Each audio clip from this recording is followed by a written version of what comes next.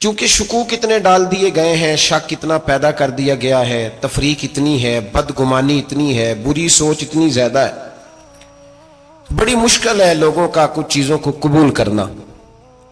ہم لوگ جو ڈیوٹی کرتے رہتے ہیں تھوڑی تھوڑی، تو ہم اصل میں اذان دیتے ہیں، صرف اذان دیتے ہیں کہ چلو بتا دے لوگوں کو کہ نماز کا وقت ہو گیا ہے، باقی اس سے زیادہ ہم اپنی حیثیت نہیں سمجھتے۔ اذان دینا ذمہ داری ہے، تو اللہ تعالیٰ جب تک موقع دے گا اذان ہوتی رہے گی۔ کچھ لوگ صحابہ کے بارے میں کمزور جملے بولتے ہیں، غلط باتیں کرتے ہیں، کچھ اہل بیت نبوت کے بارے میں غلط باتیں کرتے ہیں۔ یہ صرف سنی ہے جو حق چار یار کا نعرہ بھی کھل کے لگاتا ہے، اور یہ نعرہ حیدری یا علی بھی کھل کے لگاتا ہے۔ یہ اللہ نے صرف ہمیں مقام، وہ الگ بات ہے کہ ہم لوگ سننے کو تیار نہیں، سمجھنے کو تیار نہیں کہ اللہ نے ہمیں مرتبہ کتنا عطا فرمایا ہے۔ یہ صرف ہماری امام حسین کی شہادت کا کچھ تھوڑا سا پس منظر۔ شہادت ہمارے ہاں بیان ہوتی ہے اس انداز میں کہ لگتا ہے کہ کسی مظلوم بندے کو کسی نے پکڑا ہوا تھا تو وہ سارے اسے مار رہے تھے اور وہ منتیں کر رہا تھا کہ مجھے نہ مارو۔ اتنی ہائے ہائے کی جاتی ہے کہ محسوس ہوتا ہے کہ امام علی مقام بڑے پریشان تھے کہ کسی طریقے سے، اور ان کا خاندان بڑا تکلیف میں تھا کہ جلدی کہیں کربلا سے نکل جائیں۔ حالانکہ اس دھرتی پہ، اس کائنات پہ صبر، شجاعت، استقامت اور حوصلہ جس سے کائنات سیکھے گی وہ صرف امام حسین ہی ہے۔ اتنے بڑے صابر آدمی کے بارے میں اس طرح کا رویہ اختیار کرنا کہ وہ تو گویا اس طرح کر رہے تھے کہ بس کسی طریقے سے میری معذرت، تو یہ امام حسین کی مظلومیت سنا کے لوگوں کو اس طرح کا کر دیا جاتا ہے، یہ انداز بتایا جاتا ہے کہ شاید واقعہ کربلا رونے دھونے کا نام ہے، حالانکہ بات یہ نہیں ہے۔ یزید کی لشکر جو امام حسین کے مقابلے میں آیا، امام حسین کے لشکر کی تعداد 72 تھی، تو یزید نے 22,000 آدمی، مجھے بتائیے 72 کا 22,000 سے کوئی مقابلہ ہوتا ہے؟ بولیے۔ عمر بن سعد نے پھر عبید اللہ ابن زیاد کو لکھا کہ 22 اس کا مزاج تھا۔ یہ چلاک لوگ زندگی میں ہمیشہ دھوکہ کھاتے ہیں، چلاکیاں انسان کو گراتی ہیں اور اتنا منہ چھیل جاتا ہے کہ منہ پہچانا ہی نہیں جاتا۔ بندہ اپنے آپ کو رب رسول کے حوالے کر دے تو اللہ بڑی بہترین جزائیں عطا کرتا ہے۔ یہ لوگ تیزی دکھاتے ہیں بعض، تو یزید بھی تیزی دکھانے والا تھا۔ اس نے خیر کرے جڑا نماز پڑھائے ہو مولوی، تو جڑا ٹل پائے ہو پیر، جڑا مہینہ نہ نہائے چھوٹا پیر، تو جڑا 6 مہینے نہ نہائے ہو بڑا پیر، کہتے بابا پہنچے ہیں، کڑے چھڑے جو پہن لیے۔ بھئی امام حسین تو نمازیں پڑھاتے تھے، مولا علی تو نمازیں پڑھاتے تھے، مسجد کے خطیب تھے، اب اس کو تو مولوی کہہ دیا جاتا ہے بیچارے کو۔ تو ملنگ کون ہوتا ہے جی؟ کہتے جڑا کپڑے کٹ پائے۔ کیا تماشا ہے، قوم جدھر دل کرتا ہے نکل جاتی ہے۔ یاد رکھیں ووٹ برادری کا نہیں ہوتا، ووٹ برادری کا نہیں، ووٹ دین کا ہوتا ہے۔ جو بندہ دین کے، ملت کے، مذہب کے معیار پہ پورا نہ ہوتے اسے حکمت کے تحت بھی ووٹ دینا جائز۔ ہاں یہ بات سچی ہے تو بہرحال سچی ہے، یہ یاد رکھ لے۔ ہمارے ووٹ سے کوئی ایم این اے، ایم پی یہ جتنے ظلم کرے گا، ووٹ دینے والا اس کے ظلم میں شریک ہوگا، بالکل 100%۔ یہ لکھ لیں بات۔ ہم اس وقت بڑی جلدی، پتہ نہیں ہمیں کیا مسئلہ ہو جاتا ہے، اتنی مصیبت انہیں نہیں بنی ہوتی، نہیں یہاں بنی ہوتی ہے۔ خدا کا خوف کریں۔ امام علی مقام ووٹ ہی مانگ رہا تھا نا یزید، اور پھر اس نے بڑے بڑے لالچ دیے۔ اس نے کہا کہ آپ 5-4 صوبے ہیں جس کی گورنری مرضی رکھ لیں، دولت آپ کی مرضی کی۔ تو پھر آج ہمیں بھی لوگ مشورہ دیتے ہیں، کہتے ہیں مسجد میں سیاست نہیں ہونی چاہیے۔ میں نے کہا کیا کریں، یہ امام حسین ہمیں مجبور کر گئے، کوئی نہ کوئی بات کرنی پڑی جاتی ہے۔ امام علی مقام نے فرمایا چھپ کے ووٹ کی بات، بیعت کی بات نہیں ہو سکتی۔ آپ نے جا کے لوگوں سے مشورہ، پکے بڑے کم لوگ ہوتے ہیں، بڑے کم لوگ، جسے زندگی ہو پیاری وہ یہیں سے لوٹ جائے۔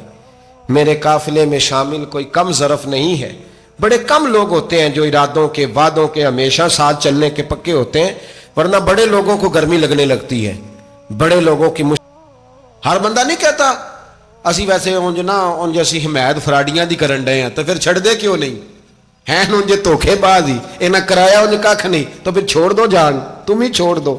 یہ بندہ بات صحیح کر رہا ہے، بندہ ویسے یہ بات صحیح کر رہا ہے، پر اجے حالات نہیں ٹھیک ہے دے والے، بندے ٹھیک نہیں، پر کیا تماشا ہے، کب تک ایسا رہے گا؟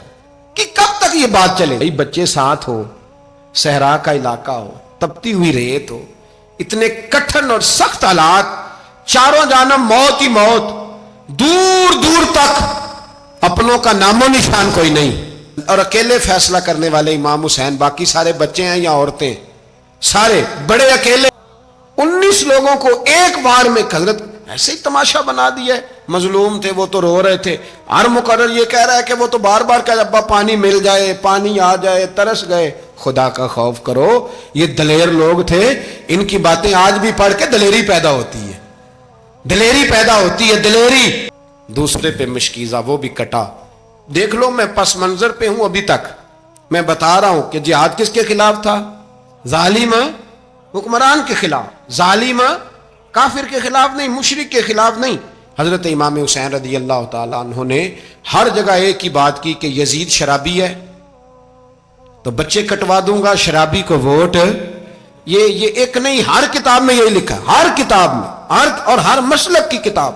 یزید چونکہ مجرے دیکھتا ہے، رنڈیوں کا ناچ دیکھتا ہے، بچے کٹوا دوں گا، اس کے ہاتھ میں ہاتھ۔ امام حسین نے فرمایا چونکہ اللہ کی حدوں کو توڑتا ہے، حقوق اللہ پامال کرتا ہے، حدود اللہ، بچے کٹوا دوں گا لیکن اس کے ہاتھ میں ہاتھ۔ سارا دن خود مجرا دیکھنا اور 10 محرم کو 2 دیگیں پکا کے حسینی بن جانا، سارا سال خود گند مند کرنا، شرابیوں کے ساتھ رہنا، اور 10 محرم کو 2 آنسو بہا کے یاد رکھنا۔ میں ہمیشہ کہتا ہوں، پھر کہہ رہا ہوں، جس کے موبائل میں گندے گانے ہیں، گند دیکھتا ہے، شرابی کبابی کا سپورٹر ہے، ووٹر ہے، یا مجرے دیکھتا ہے، آتا جاتا ہے، وہ یاد رکھے قیامت میں امام حسین کا ہاتھ ہوگا، اس کا گریبان ہوگا۔ ہم سے نہ رقم ہوں گے قصیدے یزید کے، ہم لوگ تو حسین کے سیرت نگار۔ حضرت عباس نہیں، ہم تو چاہتے ہیں امت اکٹھی ہو جائے، لیکن جو بندہ نبی پاک کی ماں کو دوزخی کہے، حضور کے باپ کو جہنمی کہے، یزید کو امیر المومنین کہے، اس کے ساتھ اتفاق رائے کر لیا جائے، یہ مذہب ہماری سمجھ میں نہیں آتا، بالکل نہیں آتا، قطعاً نہیں ہماری سمجھ میں آتا۔ کیسے اتحاد کر لیا جائے؟ یہاں تو میرے بھائی جو ہمارے ابا کا مخالف ہو، اس سے اتحاد نہیں ہوتا، اور جو نبی پاک کے والد کو دوزخی کہے، اس سے اتحاد ہو جائے۔ کہتے ہیں جی وہ جی اتنی فرقہ واریت ہو گئی، ہم کس مسجد میں جائیں؟ 60 پارٹیاں پاکستان میں رجسٹرڈ ہیں جو الیکشن لڑتی ہیں، کبھی کسی بندے کو ٹینشن نہیں ہوئی کہ کس کے پاس جائیں کس کے پاس نہ جائیں، کبھی نہیں کو بولا کہ اب وہ بھی کھڑا ہو گیا، وہ بھی، کوئی ٹینشن نہیں۔ مذہب کی باری ٹینشن ہو جاتی ہے، اتنا بڑا مذہب ہوتا ہے بھائی، غلط بندے بھی آ ہی جاتے ہیں بیچ میں، تھوڑا پہچان کے چلنا پڑتا ہے صحیح کون ہے اور غلط۔ اور یہی تو ہمیں امام حسین نے بتایا ہے کہ مذہب کے اندر ہی تم نے شناخت کرنی ہے کہ بندہ ٹھیک کون ہے اور بندہ غلط۔ یہی تو کربلا ہے، یہی تو امام حسین نے بتایا، کفر اسلام نہیں، حق اور باطل۔ تو سمجھے ہے، درس یہ ہے، پیغام یہ ہے، پیغام یہ ہے۔ یاد رکھو موت تیزی سے آ رہی ہے، ہمارے ساتھ والے دائیں بائیں والے سب چلے گئے، اسی طرح نمبر لگے گا، ایک دن اعلان ہوگا۔ ضمیر کے قیدی بن کے زندگی نہ گزارو، بالکل نہ گزارو۔ یہ تھوڑی سی زندگی ہے دنیا، سجن المومن۔ حق بات کرو، حق پہ ڈٹنا سیکھو، دین سمجھو، خبردار رسول پاک صلی اللہ علیہ وسلم کے دین میں ظالم، جابر، فاسق، فاجر کی کوئی گنجائش قطعاً نہیں ہے۔ اپنے آپ کو سمیٹو، اپنے آپ کو سنبھالو، دین میں اپنا کردار ادا کرنے کی کوشش کرو۔ دین طلب کرتا ہے ہم سے کہ ہم نے دین کو کیا دیا ہے۔ امام حسین نے سارا گھرانہ دین کے لیے دے دیا۔ ہمارا جو بچہ کسی کام کا نہیں رہتا اسے مدرسے داخل کراتے۔ ہم نے دین اتنا کمزور کر دیا ہے کہ عالم اگر شور نہ کریں، عالم اگر شور نہ کرے، زور نہ کرے، گھٹن والا ماحول ہو گیا، مذہب کی پوزیشن کمزور کر دی۔ اب جہاں تک اس بات کا تعلق ہے جی فرقے ہو گئے، تو میرے بھائی یہ کوئی اتنی خطرناک بات، یہ کوئی اتنا مشکل معاملہ نہیں ہے۔ یہ تو امام حسین نے بتا دیا تھا کہ یزید کے طور پر ایک غلط فرقہ کھڑا ہو گیا ہے، لہذا اس کا مقابلہ کرنا ہے، اس میں کوئی بری بات ہے؟ لیکن ایک سبق ہے بزرگوں کا کہ اگر سچی بات بھی نہیں کرنی تو پھر اس منبر کا حق ادا نہیں ہوتا۔ جو سچ بولے وہ حسینی ہے، جو ظالم کے سامنے کھڑا ہو جائے وہ حسینی ہے، جو مصلحت کوش ہو، جو کہے ٹائم نہیں، گراؤنڈ ریالٹی نہیں، حالات نہیں، طبیعت نہیں، موقع نہیں، تو ابھی امام حسین کے پیغام کو نہیں سمجھا۔ میں بہت سارے بزرگوں کا نام اس لیے نہیں لیتا کہ لوگ ایسے نہ کہیں کہ کسی کا نام کیش کرایا جا رہا ہے، لیکن میں نے سارے مناقب پڑھے ہیں۔ میں میری لائبریری میں کتابیں ہیں، میں پڑھتا رہتا ہوں، میں سفر میں بھی ساتھ رکھتا ہوں، لیکن حضرت شیخ عبدالصبور بیگ منشور ہزاروی کا شعر امام علی مقام کے مقابلے میں اس طرح کا ہے کہ مجھے سارے شاعروں سے زیادہ وزنی محسوس ہوتا ہے۔ انہوں نے کہا تھا اس شاہ مشرقین کی، اس نور عین کی مطلوب ہے جہاں کو قیادت حسین کی۔ دیکھیے ذرا حسن، اور ہر سو یزیدیوں کا زمانے میں زور ہے، ایک دو جگہ پہ نہیں، ہر سو یزیدیوں کا زمانے میں زور ہے۔ منشور آج پھر ہے ضرورت حسین کی، آج پھر ہے ضرورت ہے، آج لوگ حسینی بنے، امام حسین کے نقش قدم پر۔ وہ کہتے ہیں زور ہو گیا یزیدیوں کا، یہ ہمارے بزرگ ہمیں بتا گئے۔ مسجد کی طرف توجہ کرو، اپنے بچوں کی نگہبانی کرو۔ دنیا کی زندگی اتنی مختصر ہے کہ ایک خواب لگے گا جب ہم جائیں گے دنیا، ایک خواب لگے گا، خواب تھا جو کچھ کے دیکھا، جو سنا افسانہ تھا۔ اہل بیت نبوت کا اسوہ عبادت ہے، ریاضت ہے، پردہ ہے، پرہیزگاری ہے، اس پر توجہ کریں۔ جن کی بچیاں سر نہیں ڈھانپتی وہ 10 محرم کو بے شک دیگ نہ پکایا کریں۔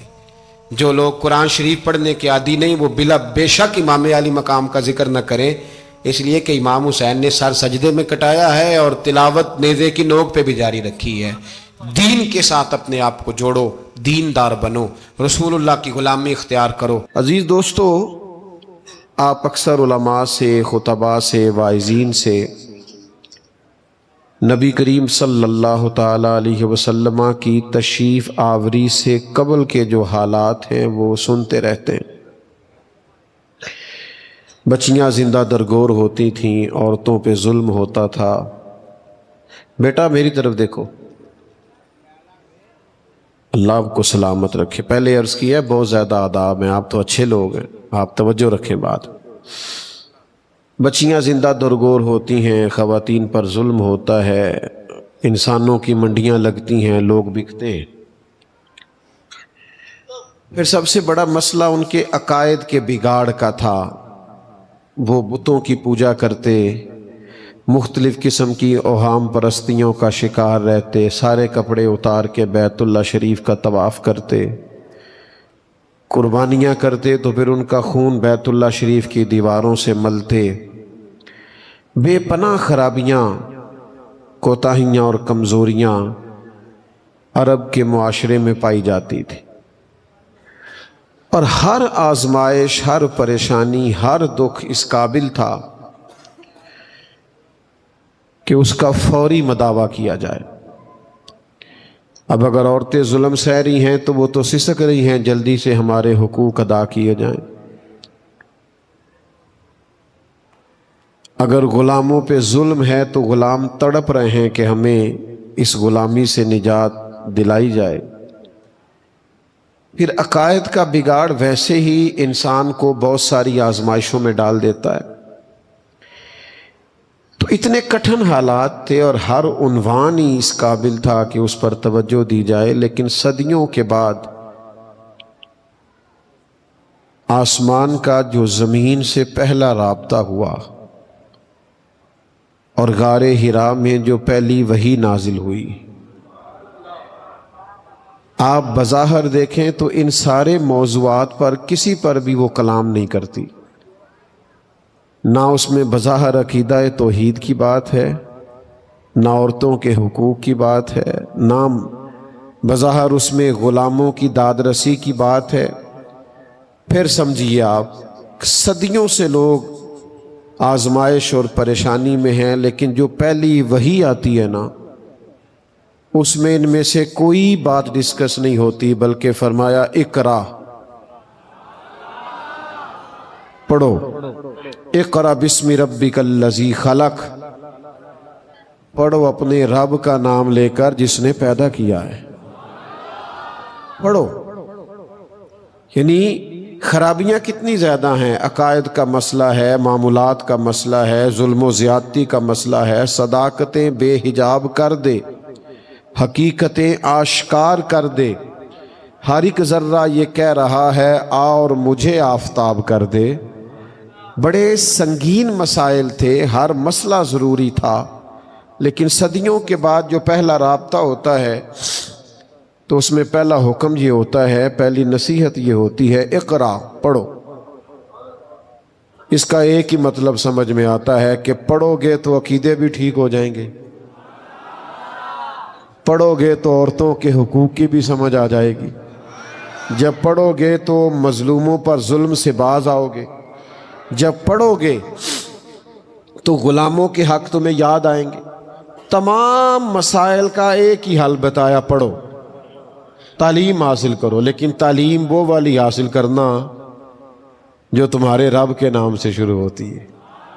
قرآن و سنت کی تعلیم پڑھو، سنت و حدیث کو پڑھو، تاکہ تمہارے سارے معاملات درست ہو جائیں۔ بعض اوقات نا کسی کمرے میں اندھیرا ہو نا، اس میں بہت سارے موذی جانور جمع ہو جاتے ہیں، کھٹمل بھی آ گیا، بچھو، سانپ بھی آ گیا، اس کے اندر چھپکلیاں بھی آ گئیں، اس میں بہت سارے موذی جانور جمع ہو گئے۔ اب آپ اس اندھیرے والے کمرے میں وہ جانور مارنا چاہیں گے تو وہ مریں گے نہیں، ہو سکتا ہے الٹا نقصان دے۔ آپ چھپکلی کو مارنے لگے تو سانپ ڈس لے، آپ بچھو کے قریب جانا چاہیں تو کوئی اور موذی جانور آپ کو کاٹ لے۔ بہت سارے جانوروں کو اندھیرے میں مارنا مشکل ہوتا ہے، اس کا ایک ہی حل ہے، آپ کمرے میں لائٹ جلا دیں، کمرے میں روشنی کر دیں۔ آپ روشنی کر دیں، شاید آپ کو جانور مارنے ہی نہ پڑے، ویسے ہی بھاگ جائیں گے۔ یہ دنیا میں جتنے بھی اندھیرے ہیں نا، ان سب کا ایک ہی حل ہے کہ آپ علم کی روشنی کر دیں، آپ روشنی پھیلا دیں۔ یہ جب علم آ گیا نا، علم، کتاب و سنت کا علم جب آ گیا تو اخلاق سنورنے لگتے، کردار بدلنے لگتے، تربیت ہونے لگتی ہے۔ آپ نے کبھی زندگی میں تجربہ کیا ہوگا کہ آپ نے دین کا کوئی مسئلہ سنا ہوا ہونا، کبھی جمعے میں کسی محفل میں یا کسی عالم کی صحبت میں کبھی کوئی مسئلہ سنا ہوا تھا، وہ بات آپ نے سنی تھی، آپ کو یاد تھی، وہ جس چیز کے بابت آپ نے وہ مسئلہ سنا ہوا ہوگا نا، جب وہ کام آپ کے سامنے آئے گا تو ایک دفعہ وہ چیز یاد ضرور آئے گی کہ یار میں نے اس کے بارے میں یہ سنا تھا۔ آپ عمل کریں نہ کریں، لیکن ایک دفعہ اگر آپ کے ذہن میں ہو تو بات یاد آتی ہے۔ یہ فطری اصول ہے، آپ دین کا علم سیکھ لیں، انشاءاللہ وہ آپ کو یاد آئے گا، اور ایک دن آئے گا، اتنا یاد آئے گا، اتنا یاد آئے گا کہ آپ عمل کرنا بھی شروع کر دیں گے۔ پر پہلی شرط یہ ہے، سمجھنے والا مقام یہ کہ اس علم کو سیکھیں۔ یہاں علماء بیٹھے، دن میں اگر 100 آدمی مسئلہ پوچھتا ہے نا کسی عالم سے، مسائل پوچھے جاتے ہیں تو کچھ نہیں تو 90-95 مسئلے طلاق کے ہوں گے۔ اب کوئی گھر جو ہے وہ شادی ہوتی ہے نا تو کم از کم کچھ 6 ماہ پہلے فرنیچر کا آرڈر ہوتا ہے، کو 2-3 ماہ پہلے کپڑے سلوانے کے لیے دیے جاتے، لیکن بچی اور بچے کو مسائل نہیں بتائے جاتے۔ میرا دعویٰ ہے کہ 90-95% لوگ مسئلہ طلاق کا پوچھتے ہیں، اور زیادہ تر وہ ہوتے ہیں جو کہتے ہیں میں 3 طلاقیں اکٹھی دے بیٹھا ہوں، اب بتائیں کیا کرنا ہے۔ میرا ماننا یہ ہے کہ اگر ان کو مسئلے کا پتہ ہونا کہ 3 اکٹھی نہیں دینی، اور پتہ ہو شادی سے پہلے جو آپ نے اتنی محنت کی ہے نا، شادی بیاہ پہ اتنا خرچ کیا ہے، تو تھوڑے سے مسائل بھی اگر بتائے جائیں اور شادی سے قبل ان کو پتہ ہو، تو میرا خیال یہ ہے کہ جتنے گھر ٹوٹتے اور بکھرتے ہیں یہ بکھرنے سے بچ جائیں۔ لیکن ہم مسئلے دریافت ہی نہیں کرتے، علم کی روشنی حاصل ہی نہیں کرتے، شوق نہیں ہے ہمارے اندر، وہ ذوق نہیں ہے علم کے حصول کا۔ کتنا شوق ہے ہمارے بچوں کو موبائلوں کا، موٹر سائیکل کا، گاڑی کا، گھر کا، سیر کا۔ یہ شوق باہر سے نہیں آیا، یہ ہم نے ڈالا ہے۔ ہمارے ماحول نے ڈالا ہے، ہماری سوسائٹی نے ڈالا ہے، ارد گرد کے معاشرے نے ڈالا ہے۔ بس اگر ہم تھوڑا سا اپنے آپ کو بدلیں گے نا، ہمارا شوق اگر علم والا ہو گیا تو ہمارے بچوں کا بھی ہو جائے گا۔ آپ ذوق علمی پیدا کریں۔ حضرت کثیر بن قیس روایت کرتے ہیں کہ دمشق کی جامع مسجد میں بیٹھے تھے، ایک آدمی مدینہ منورہ سے چل کے آیا، اس نے طویل سفر کیا ہے۔ میری طرف دیکھنا نوجوانوں، یہاں 1.5-2 گھنٹے کا سفر تو معمولی ہے جو بندہ کھانا کھانے کے لیے کرتے ہیں لوگ، وہ ہوٹل اچھا ہے تو وہاں چلتے ہیں روٹی کھانے کے لیے، کر لیتے ہیں کہ نہیں؟ اتنا سینکڑوں میلوں کا سفر طے کر کے ایک شخص مدینہ منورہ سے دمشق پہنچا اور آ کے اس نے سواری کھڑی کی اور کہتا پتہ کیا ہے؟ مجھے پتا چلا ہے تم نبی پاک علیہ السلام کی ایک حدیث روایت کرتے ہو، میں وہ حدیث سننے کے لیے آیا ہوں۔ ایک حدیث حضور کی، یہ بھی شوق ہے، کسی کو لگ جائے نا، لوگوں کو سکے جمع کرنے کا شوق لگ جائے تو لوگ منتیں کرتے ہیں یار میرا شوق ہے۔ تو اگر آپ کو علم دین کا شوق لگ جائے، آپ کی طبیعت ہو، آپ کا ذوق ہو۔ امام بخاری رحمت اللہ علیہ نے عمر لگا دی، شدید تکالیف اٹھائی، یہاں تک ایک دن فرمانے لگے مالک تیری زمین تو بڑی وسیع ہے پر مجھ پر تو تنگ ہو گئی، مہربانی فرما۔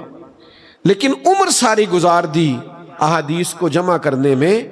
تو آپ کو اور بڑے شوق ہیں تو یہ شوق بھی تو پیدا کرے نا کہ میں نے ایک آیت سیکھنی ہے، اس کا ترجمہ سیکھنا ہے، ایک حدیث پاک سیکھنی ہے، اس کا معنی سیکھنا ہے، میں نے روز فقہ کا ایک مسئلہ سیکھنا ہے، فقہا بزرگان دین کی خدمت میں بیٹھنا ہے۔ یہ شوق پیدا کریں۔ ایک دعا بتاؤں آپ کو جو حضور نے دی ہے، دعائیں کراتے ہو نا پیروں سے، بزرگوں سے، ماں باپ سے، اور اگر دعا مل جائے نبی پاک صلی اللہ علیہ وسلم سے، حضور سے اگر دعا مل جائے، اجابت کا جوڑا عنایت کا صحرا، دلہن دلہن دلہن بن کے نکلی دعائے محمد، اور اجابت نے جھک کر گلے سے لگایا بڑی ناز سے جب دعائے محمد صلی اللہ تعالی علیہ وسلم۔ کیوں کہ خدا کی رضا چاہتے ہیں، دو عالم خدا چاہتا ہے رضائے محمد صلی اللہ تعالی علیہ وسلم۔ حضور نے دعا دی ہے، نبی کریم علیہ السلام دعا دیتے ہیں، کریم فرماتے ہیں اے اللہ اس کے چہرے کو تر و تازہ رکھنا جو میری حدیثیں یاد کر کے آگے بیان کرتا ہے۔ یہ کتنی عظیم دعا ہے۔ تو علم دین کا شوق پیدا کریں۔ آپ کی طبیعت میں ہو کہ میں نے دین کا علم حاصل کرنا ہے، اور کرنا کس لیے؟ یہ بڑا بنیادی مسئلہ ہے۔ دین کا علم حاصل کرنا ہے اپنی تربیت کے لیے، تقریروں، وعظوں، مباحثوں، مناظروں کے لیے نہیں۔ مناظرہ کریں گے، علماء کا بھی ضرورت پڑے گی تو علماء حق احقاق حق کے لیے کریں گے، لیکن عوام کی بات کر رہا ہوں۔ ہم پتہ کیا کرتے ہیں؟ مجھ سے ایک طالب علم نے کہا میں مطالعہ کرنا چاہتا ہوں، کہاں سے شروع کروں؟ میں نے کہا آپ تو مطالعہ اس لیے کرنا چاہتے ہیں کر کے تقریریں کریں، جمعے پڑھائیں، تو وہ تو نہیں ہوتا۔ آپ تو اس لیے کتاب و سنت پڑھیں کہ آپ کے ذہن میں ذخیرہ آئے، آپ کا دل نورانی ہو، آپ کی اپنی تربیت ہو۔ آپ اس لیے پڑھیں، پھر چلے اللہ موقع دے گا کبھی بیان کرنے کی باری آئے گی تو بیان بھی کر لینا، لیکن اگر محض اس لیے پڑھا نا میں نے آگے سنانا ہے تو پھر وہ والا ذوق نہیں پیدا ہوگا جو ایک بندہ مومن کو کتاب و سنت سے شغف ہوتا ہے۔ پڑھنا کس لیے؟ اس لیے کہ ہماری تربیت ہو، ہم عمل کریں، پڑھ کے عمل کریں۔ پرانے لوگ کوئی چیز سیکھتے تھے پھر اس پر عمل کرتے تھے۔ حضرت انس بن مالک رضی اللہ تعالیٰ عنہ فرماتے ہیں ایک صحابی اپنا گھر بنا رہے تھے اور چھتوں تک پہنچ گیا تھا، گھر دیواریں بلند ہو گئی تھی، تو میں ان کے قریب سے گزرا، میں مسجد میں نماز کے بعد بیٹھ گیا سرکار کی عالی مرتبت بارگاہ میں، اور وہ آ گئے تھے نماز کے فوراً بعد۔ میں ان کے قریب سے گزرا تو السلام علیکم کہا تو وہ مجھ سے فرمانے لگے کہ آپ مسجد میں بیٹھ گئے تھے، میں تو آ گیا تھا، کوئی نئی آیت تو نہیں نازل ہوئی؟